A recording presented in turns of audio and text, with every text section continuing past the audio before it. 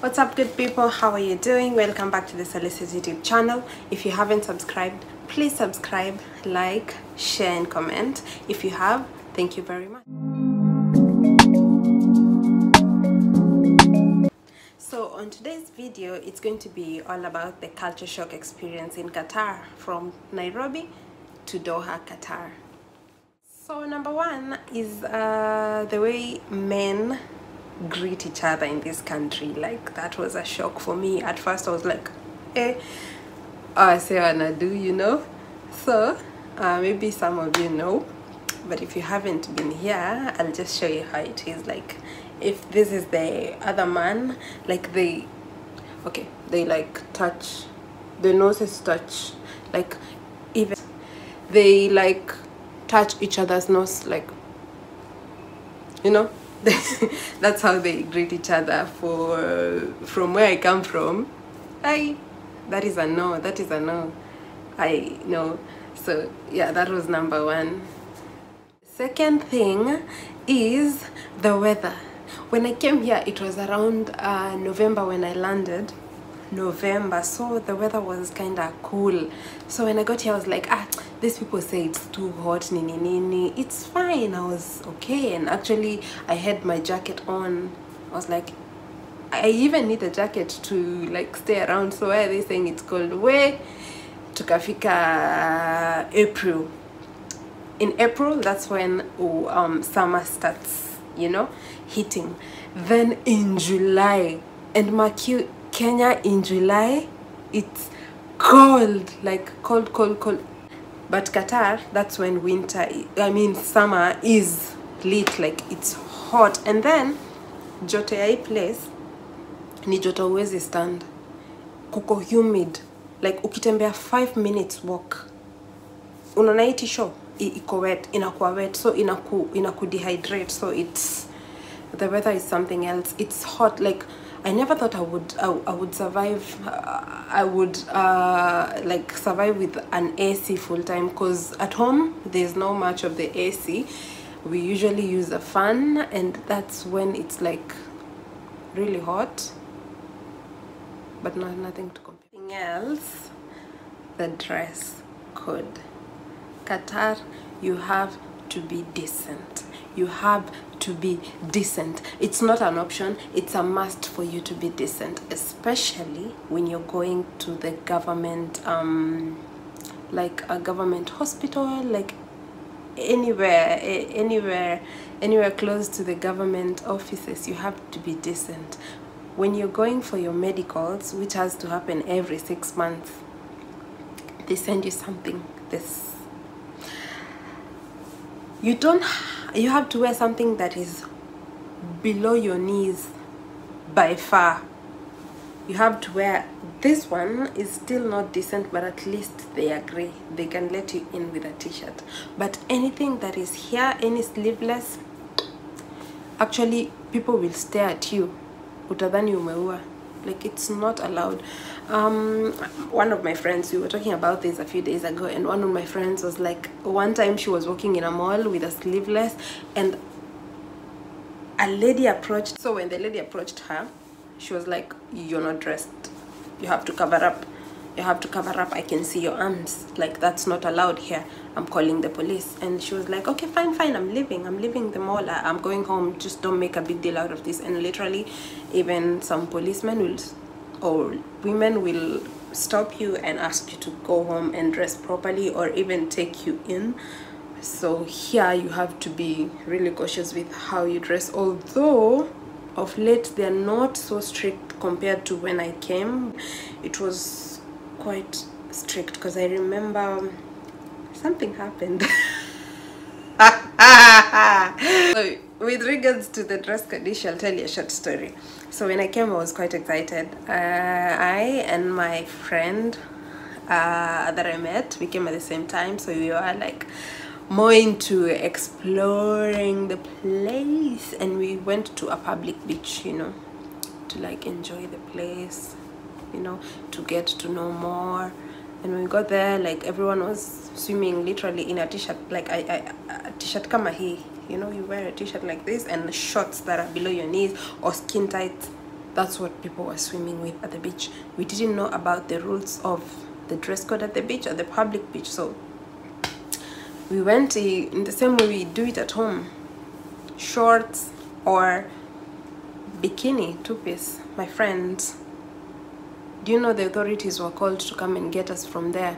We were just lucky that the person who was sent to come and stop us from misbehaving in public was Kenyan. So she was like, you guys have to leave before it gets worse, because these people will take you in for this. So it was quite embarrassing, and it was not an experience that I would want to have again, although there are private beaches that you can access and even go wherever you want, but not in public. Like, it's against the Qatar rules, so you have to be decent when you're here. Like, decent, like decent. And for them, decent, they mean decent. Like, if this top is like here, hey, some people will look at you.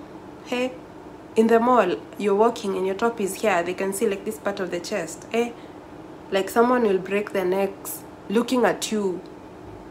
Hey, it's that bad. But anyway, for me, decency for the win, so it's okay. It doesn't trouble me much, but you know, there are people who like to expose their bodies, so this is not the country for you. Else, it's the money. Like, they have a lot of money. When you come here from the airport, it's really, really slick. Like, these people are rich. The cars they drive on a daily basis, I've never had a day where I didn't see a Lamborghini, a few, not just one. Rolls Royce. This is where I came to see Rolls Royce. Like, you see like 5, 6, 7 Rolls Royce in a, like, you're just on the highway heading somewhere and you'll see 7 Rolls. Like, for me, that's a shock. Rolls Royce. Range Rover ni kawaida huku. Like, that's, hiyo ni kawaida. Magari, Lamborghini, Bugatti, name them. Hey, these people are rich. Like, they're rich, period. They're rich. Their lifestyle, these people are rich. So you're in the restaurant and you see them coming with families, and they're like a family of 7. And guess they even have a granny. A granny is like 70 years, and you know, she's all healthy and pretty. 70 years, and she has an iPhone 12, and she's scrolling. For me, that's a shock.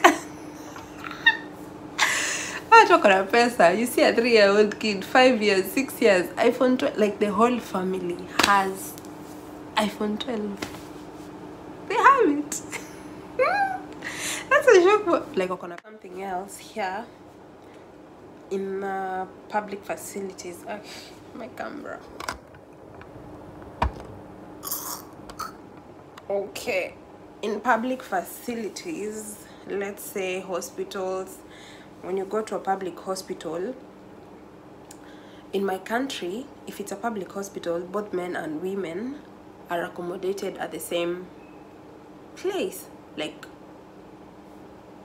at the, like, for example, in Kenyatta, if you go to the casualty area, both male and female. Here, no. There's a male entrance and there's a female entrance. Even in schools, male entrance, female entrance. Like, that's a shock for me. Back home, it's okay, whatever. Mixed. Here, no. There's no. Like, genders, female, male, period. Something else about this country, why it's safety. I remember one time I forgot my phone in mall toilet. I went to the washroom, and well, the washrooms are so clean. By the way, this place is clean. So I went to the washroom and I left my phone. I placed my phone somewhere, finished my business, and left. I forgot my phone there for like a few hours, I think 2 or 3 hours, and then later I was like, my phone. I was so worried. And going back, imagine I found my phone on the same place, and it's a public place. Like, there's safety. People don't steal as much as, I'm not trying to ruin my country's reputation, but facts are facts. In Kenya, if you walk with your phone like this, someone will just snatch it here. No, no one will snatch your phone. No one will like open your bag and steal. No, there's so much safety, and I applaud this country for that. There's so much safety, like you feel safe. It can't be 100%, but there is so much safety. Thank you so much for your time. That was all from me for today. I might be doing a part 2 of this video and share more about what I've experienced in Qatar so far. I hope you enjoyed the video. Thank you so much. Until next time, peace. Oh, the delicious. And we hope to grow together with you. Something else. Hey, these people are proud of their culture. Hey, they're so proud of their culture. Like, they're so proud of their culture. They're so proud of